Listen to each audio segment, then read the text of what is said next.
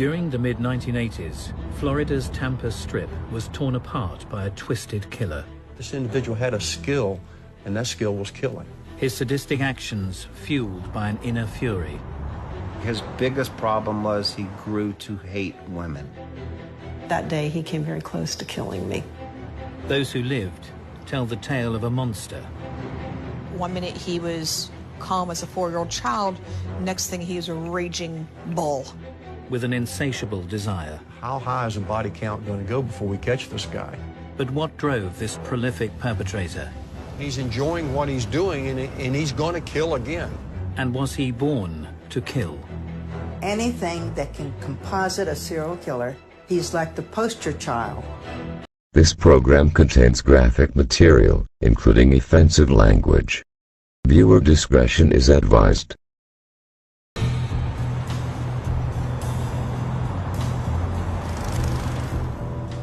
Although Florida is famously known as the Sunshine State, in 1984, the city of Tampa had a reputation for coming alive after dark.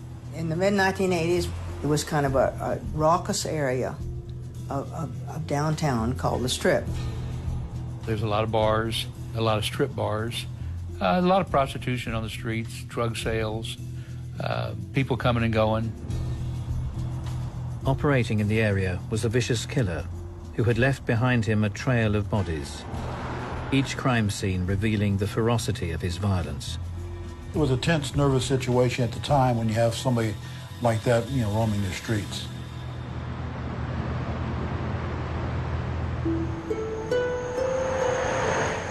On the night of the 3rd of November 1984, 17-year-old Lisa McVeigh was on her way home, following a double shift at a local donut shop.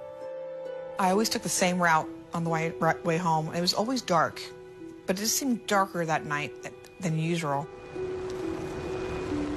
So I'm pedaling my bicycle on the sidewalk, but a car went by and blew the horn. And I'm thinking, that was kind of odd. Why would a car go by and blow a horn? I'm on the sidewalk. I got halfway down the street. I noticed there was a car in the parking lot of the church. And I looked back to the church again, and next thing I know, I was just yanked off my bicycle. It felt like 3 or 4 guys just jerked me off my bike to no end. And then I felt the cold steel barrel of a gun to my left temple. He dragged me across the street. I couldn't see his face, but he got me to the car, same car I had seen in the parking lot. He threw me into the driver's side. I remember seeing white bucket seats. I remember seeing red carpet. I remember seeing a huge knife sitting in the middle of the seats. He blindfolded me, bound my hands, my wrists, and my feet. He also took my seat and reclined it back. Shortly after that, he drives off. About 20 minutes, maybe 25 minutes. He got off the interstate, drove for a short distance, and I was able to see beneath my blindfold. It's dark outside, but I could still see tops of trees because I was reclining back in the seat. I'm like, this is it. He's gonna kill me here. Lisa's abduction would eventually be the turning point in the hunt for the depraved killer. The story began 8 months earlier, a short distance away, southeast of Tampa. Detective Gary Terry was called to a crime scene of appalling brutality. 2 young boys have been playing off East Bay Road, and they had discovered a body, and they went to their parents, and their parents went, saw the body, and then they called the office.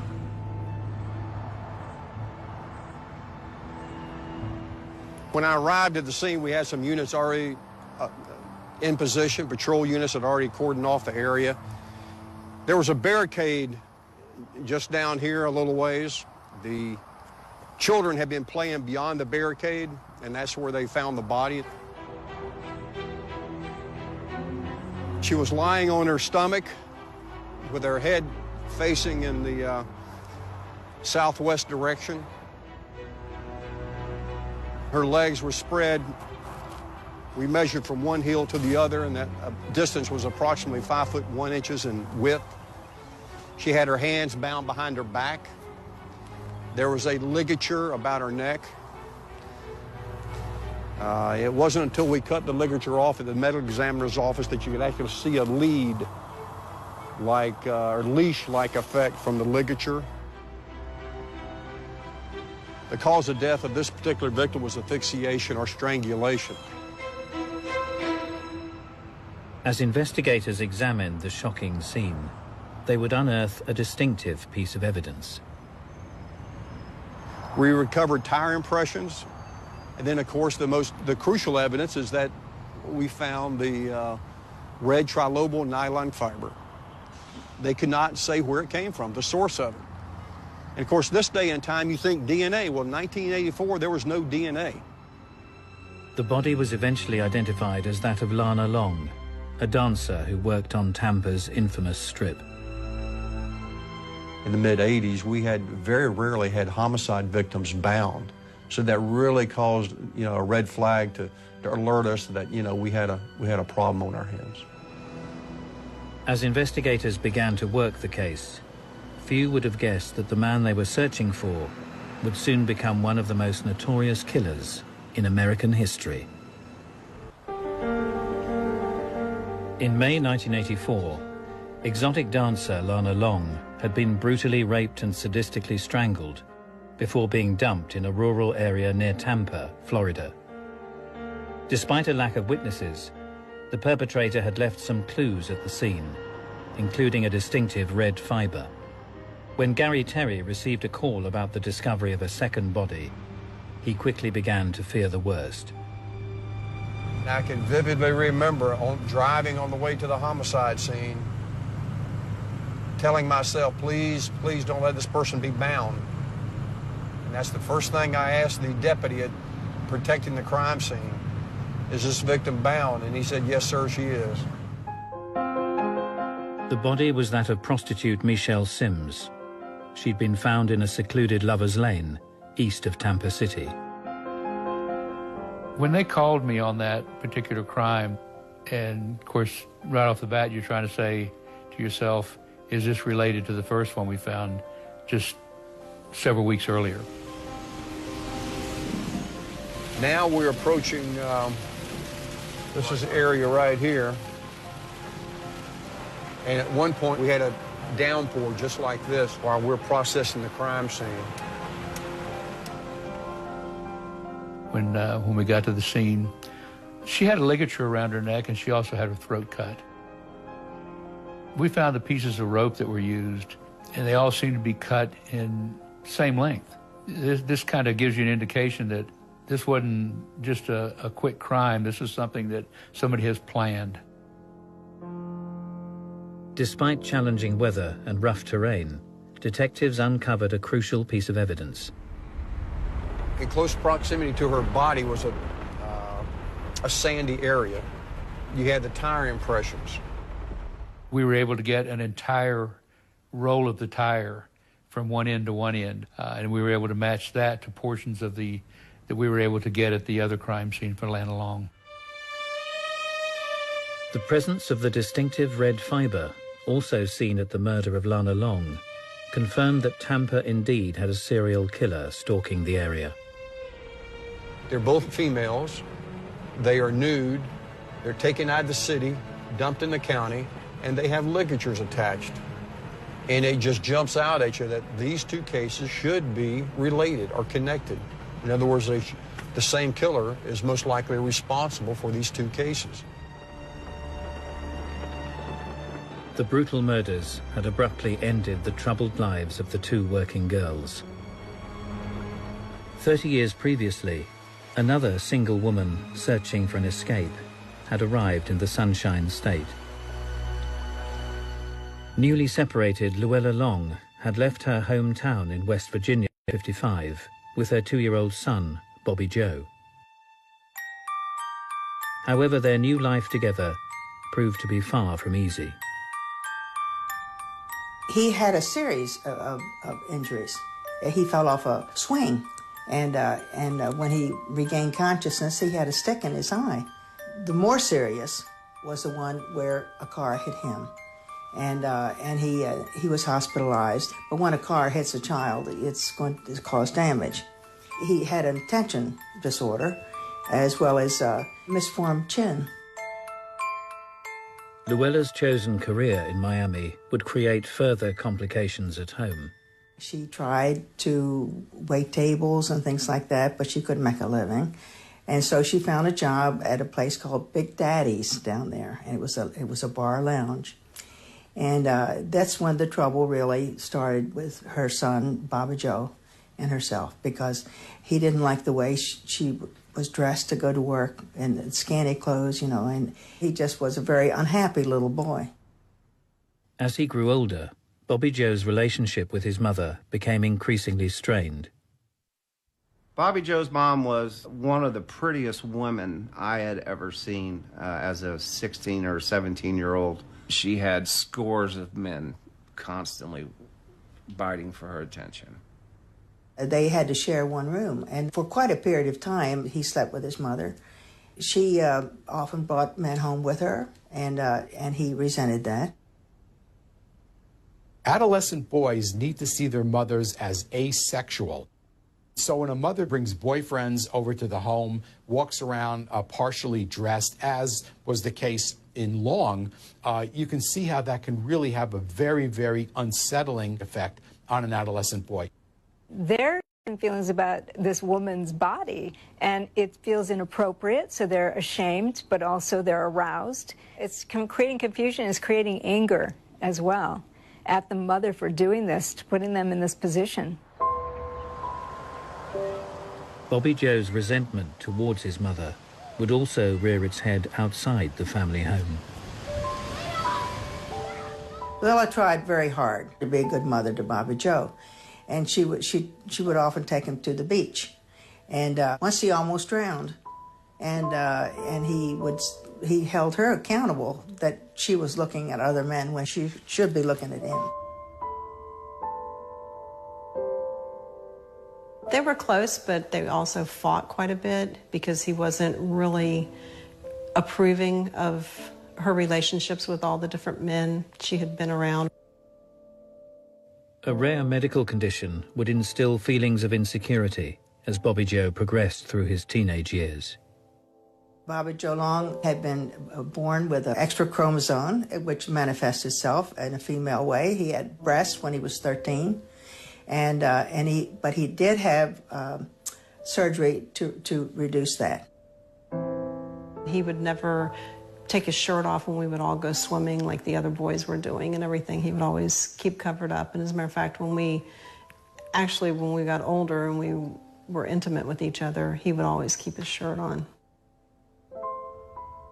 Bobby Joe Long had Klinefelter syndrome, a double X chromosome in the cells, and has a number of negative consequences, one of which is gynecomastia, the development of breasts in men.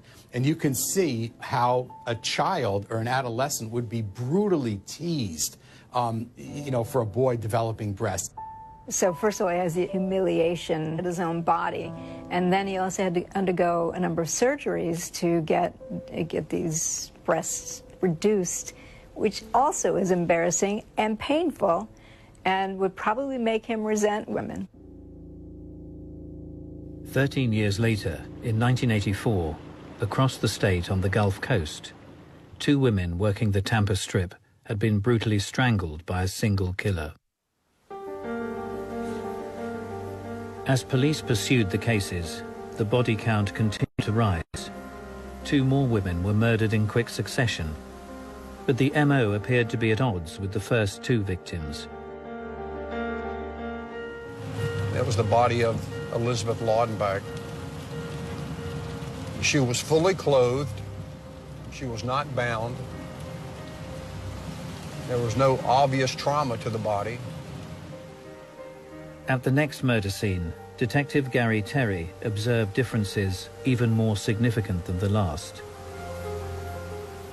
The property owner came out of the sod farm. On this particular evening, after dark, he locked the gate and then walked over to the barbed wire fence here. And it was at this location that he actually discovered Chanel's body. It was lying underneath the fence. While there were some similarities, the biggest difference was the fact that this victim was black, not white like our previous victims. And another big difference was the fact that she had suffered a gunshot wound to the back of the neck. Despite these discrepancies, Chanel Williams had been a prostitute working the Tampa Strip. Forensic examination of both crime scenes would irrefutably link all the murders to just one killer. The evidence was sent to the FBI laboratory, and sure enough, it came back red trilobal nylon carpet fiber. So actually, this was our fourth homicide victim and the fourth case in the series involving the same suspect. While they continued their search for a suspect, investigators would learn that the perpetrator's desire for death and destruction was becoming insatiable. At one point in the investigation, we were finding a body about every 2 weeks.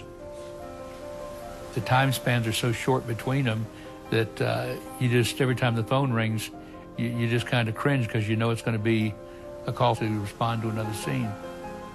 The fear was thickening.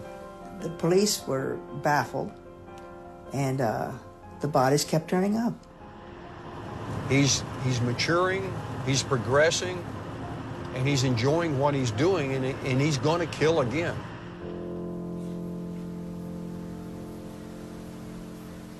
Just 1 week later, this prediction would be proved right, when 28-year-old Karen Dinsfriend was found strangled to death. The former prostitute was yet another victim who had been working Tampa's infamous strip. They all had the same lifestyle. They all came from basically the same area of town. So we started focusing our attention to that area. This was a horrible realization. The working girls from the strip, those working there were scared to death. They knew what was happening. They knew about the victims. Some of them even knew the victims, and they were petrified, but that was the only way they could make money. The police started talking to the club owners and trying to get some clue about suspicious-looking people. But as one club owner said, everybody walking in here looks suspicious.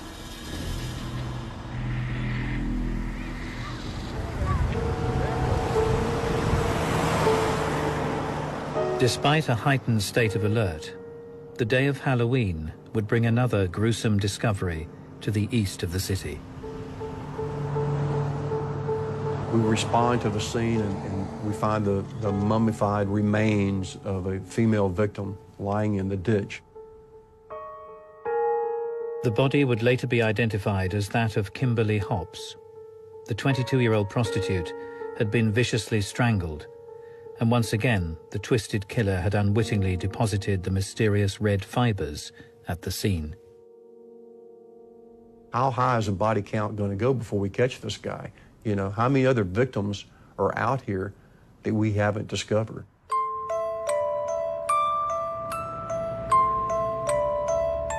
"11 years before the carnage began, over 270 miles away in the city of Hialeah, troubled teenager Bobby Joe Long had made a positive impression with one of his contemporaries.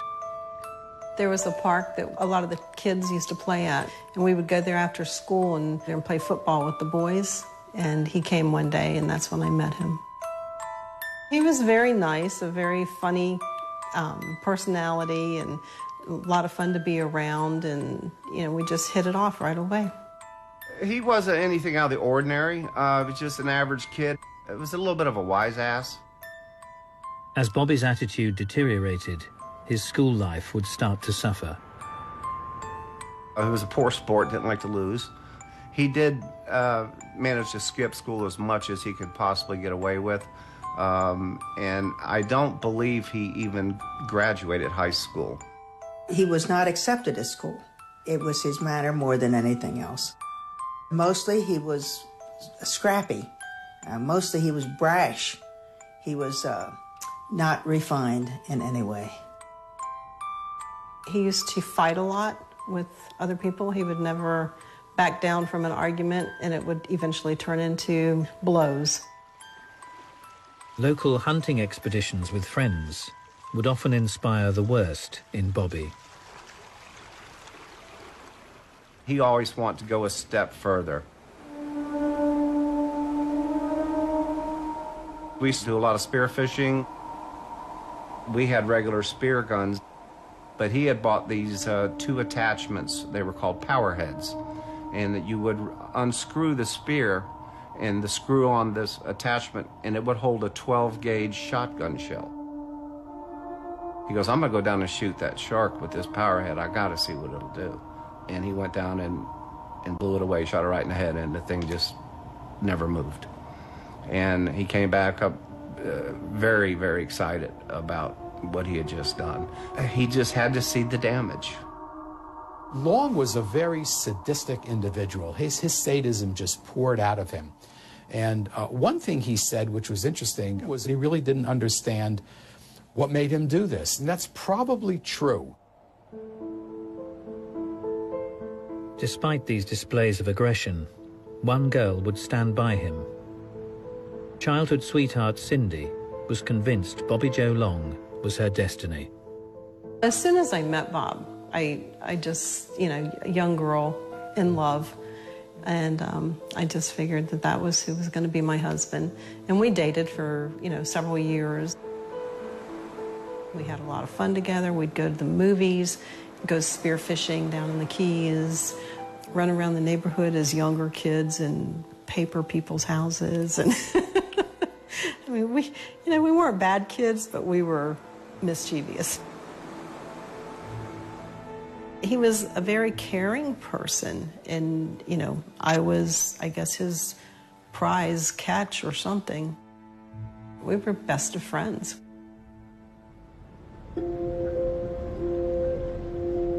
Over a decade later, across Florida, Tampa Bay remained in the grip of a killer. Having gruesomely murdered 6 innocent women, the twisted perpetrator was about to come face to face with 17-year-old Lisa McVeigh. During 1984, Tampa Bay, Florida, was plagued by a sadistic serial killer. Just 4 days after the discovery of his 6th victim, Kimberly Hobbs, the perpetrator would act again. Lisa McVeigh recalls the terrifying night she was grabbed from her bicycle and bundled into a car. During the ordeal that followed, she was blindfolded and led to a murderer's apartment. This program contains graphic material, including offensive language. Viewer discretion is advised. I was thinking to myself, I need to get some type of information on him. Who is this guy? What's he look like? And if I can't see him through my eyes, I'm going to see him through my hands. We're in some type of apartment. It's fresh, new paint. It smells very new. He directs me to the bathroom, orders me to take my clothes off, and we step into the shower. Despite being subjected to repeated abuse, Lisa learned to placate the man, whose anger was fierce and unpredictable. His demeanor was very aggressive. I did what he told me to do. I was afraid if I didn't, he would kill me. Then he got in the shower, and it was like night and day. It was like a fantasy for him. It was like he started bathing me, started washing my hair, and he was trying to touch me gentle. He would hold me for a second, and all of a sudden become this aggressive monster again. One minute he was calm as a 4-year-old child, next thing he was a raging bull.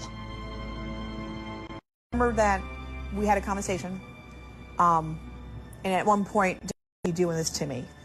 He said he was doing this to me because he was getting back at women in general for a really bad breakup with another girl. And then right after that, he puts my hand, and again, he starts to soften up, like he's trying to live a fantasy of a boyfriend and girlfriend relationship. He guides my hands over his face. Now I'm seeing what he looks like. He's got pockmarked face, a small, clean-cut mustache, small ears, small nose, thick eyebrows, short hair. It was like I just saw him through my hands.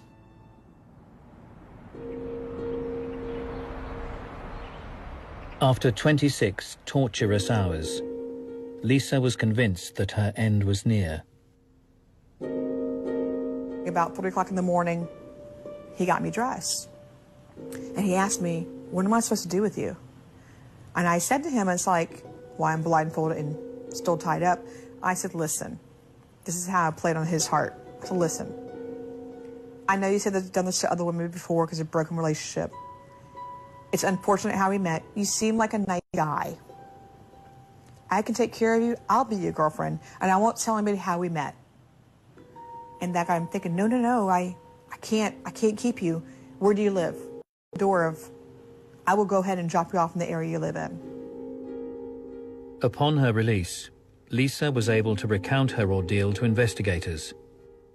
However, as her case was centered around abduction, it was not initially linked to the serial killer operating in the area.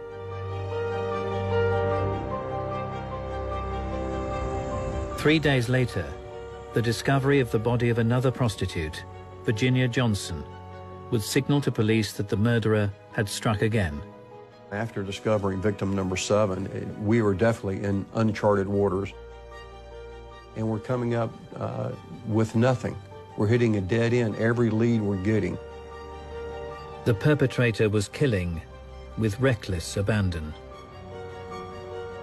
The individual was not covering his bodies up. He was not digging a grave and putting them in a hole. He would kill them, then he would just throw them away. He wanted them found, and he wanted whoever found them to be shocked, not just at the idea of a dead body, but the position, because it was a way to humiliate the victim, to put her in the most vulnerable, grotesque possible display, so that when people saw her, that's what they would think. When Gary Terry received a call on the 12th of November, he knew that it could only mean one thing: the killer had struck again. After being called by the Tampa Police Department to this scene, I came up to this side of the roadway here on Orient Road and looked down the embankment, and you could see the body of the victim. She was spread eagle on her stomach. As soon as I saw the body, the way it was, it was displayed out there, I knew it had to be him again, the killer. The body was that of Kimberly Swan, a dancer from the same Tampa Strip bar where the first victim, Lana Long, had once worked. Detectives were now becoming exasperated with the lack of leads. The need to identify a suspect was occupying authorities around the clock. We're 8 victims down and evidence still accumulating, and we're finding new evidence at every case, but we have nobody to put it with. And so there's nothing stopping this guy from continuing to kill. Over a decade earlier, during the 70s, across the state near Miami, high school dropout Bobby Joe Long had struggled to land a steady job. Searching for some direction, he joined the Army in 1972. The new recruit would earn a commendation and find some stability in his turbulent life. Private First Class Long was also ready to settle down. We were married January the 25th of 74, and his accident happened March the 14th of 74. He was on his motorcycle. He was at lunch, and he was going down US 1, and an older gentleman didn't see him and hit him, and he flew, if I'm not mistaken, like 100 feet and landed on his head. He had head trauma. We have a guy with brain damage already from head injuries. So we have a lot of circumstances. They seem to collude together to turn him into an aggressive individual. Following the incident, Bobby also developed an uncontrollable urge. During this time, he had a complete sexual change in appetite.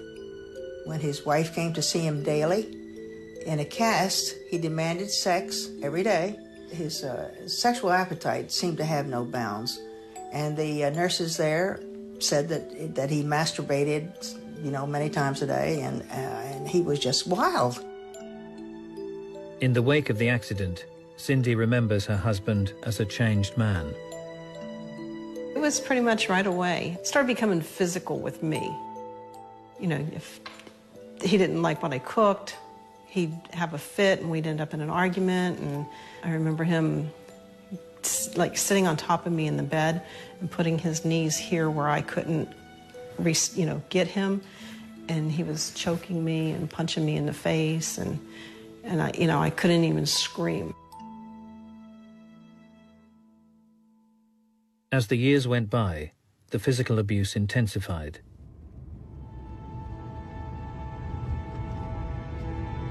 Cindy would eventually be hospitalized after a particularly brutal beating. I really think that day he came very close to killing me. The abuse became so constant, it ultimately pushed Cindy to the brink. I went home. I loaded a double-barrel shotgun. I sat there with it at his head and tried to pull the trigger. He woke up when his alarm went off. And he said, "Go ahead, bitch, you don't have the nerve." But I couldn't do it because my babies were in the rooms next to me. And I didn't want to be without my children.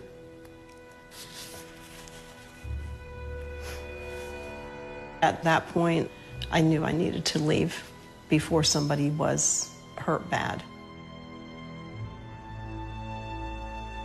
If Long was angry for a long period of time and then suddenly lost somebody who had kept him from acting out, once she's out of the picture, it's a freeing of him being able to go out and do something that he's probably fantasized about.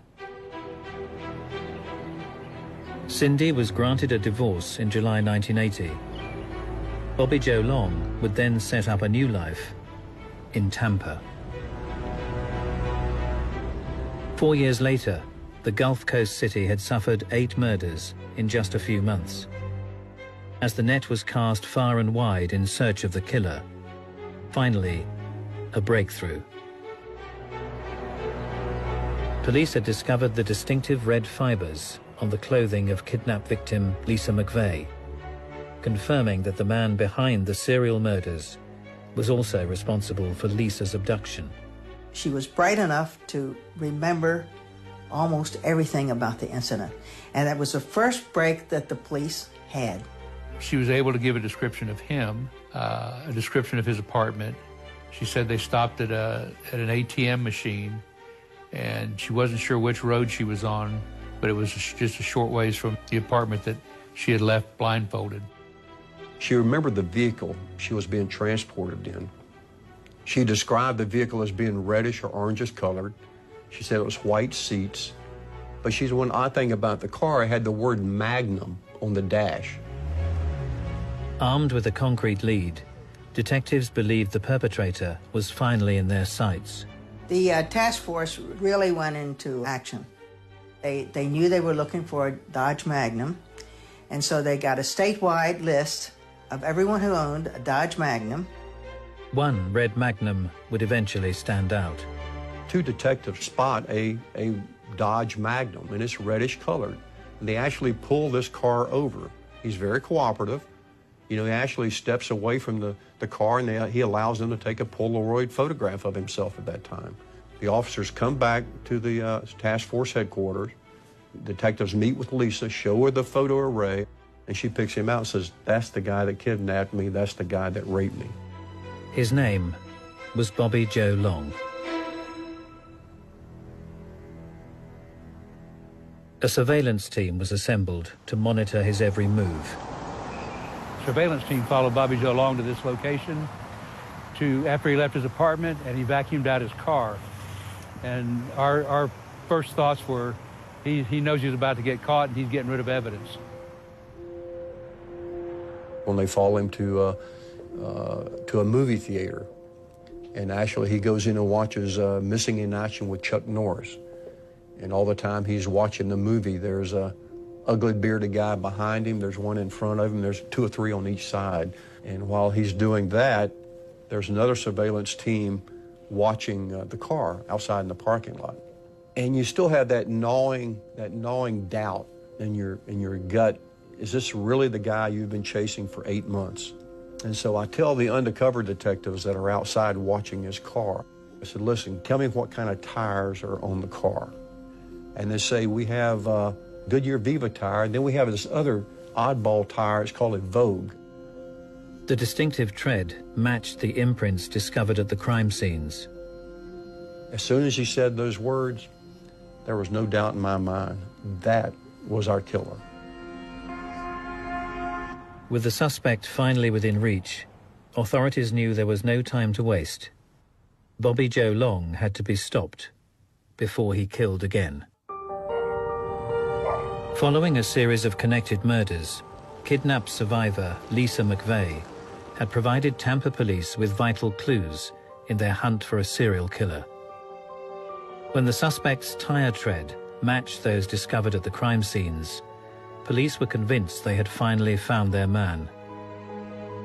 Upon his arrest, Bobby Joe Long, the man who had killed without mercy, surrendered without a fight. When I saw his picture up on the TV screen that day, I was totally shocked that he could do that. I didn't think he would have that in him. We were all in total disbelief. I would have never believed it. Never in a million years.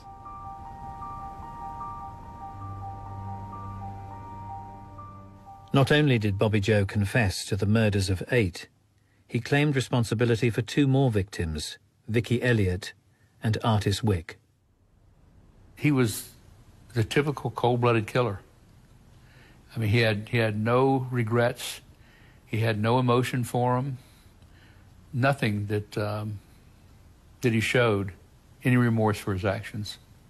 During the interview, they talked to Mr. Long why did he do this, and did you surveil the victims or anything like that? And he basically said, whenever he got the urge, he just did it.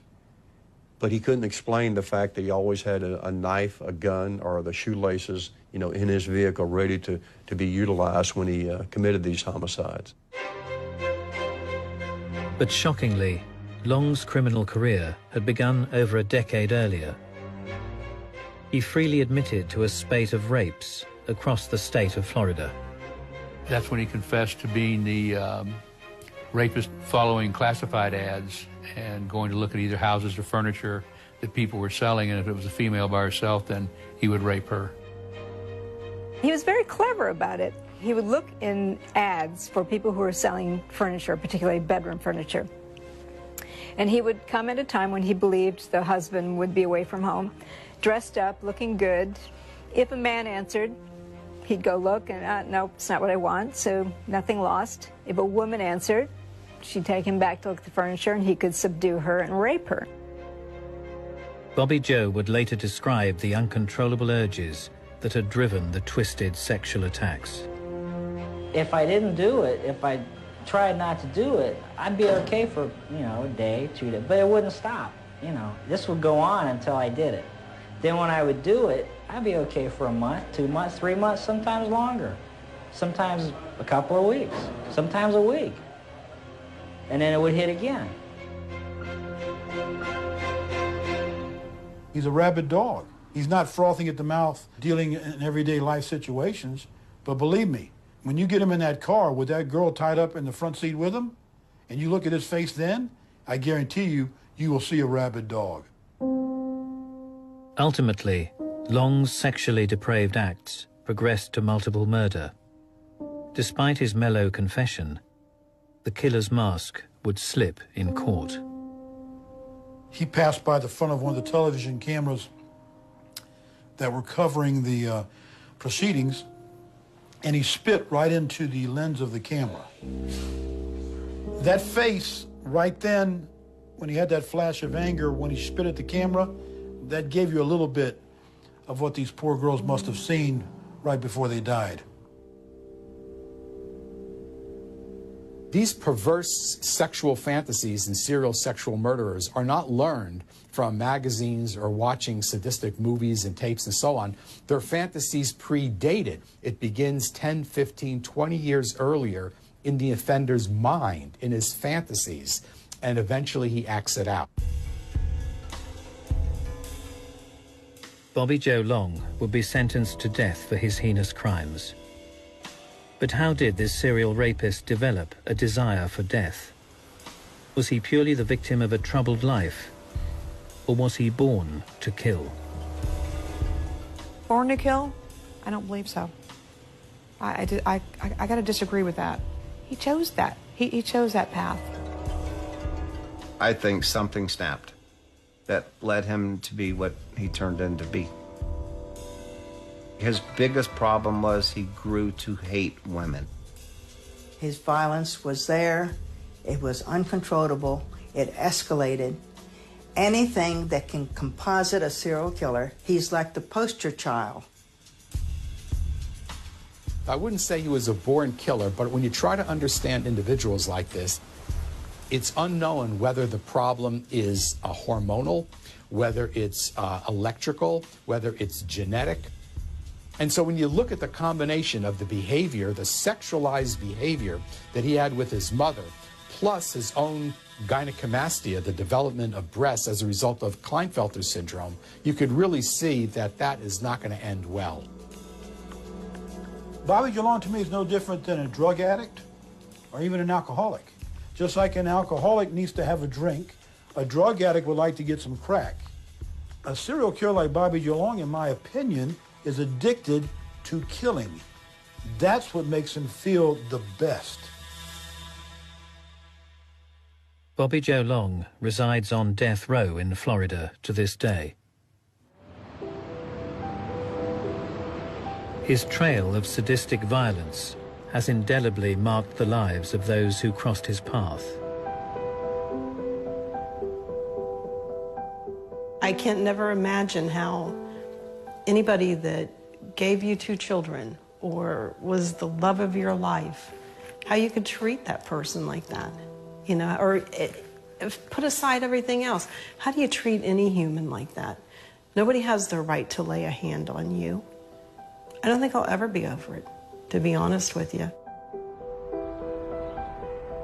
But for survivor Lisa McVeigh, the experience has inspired a brave new chapter in her life. I wasn't going to allow anybody to hurt me again. And the only way I knew how to do that was to get into law enforcement. Serving and protecting, it's real. It's not on my watch, are you going to be hurt tonight? My empowerment comes from being so helpless and lost, that feeling I had when I was 17 years old. I'm not lost anymore. I'm on top of my mountain, and it feels pretty good. This program contains graphic material, including offensive language. Viewer discretion is advised.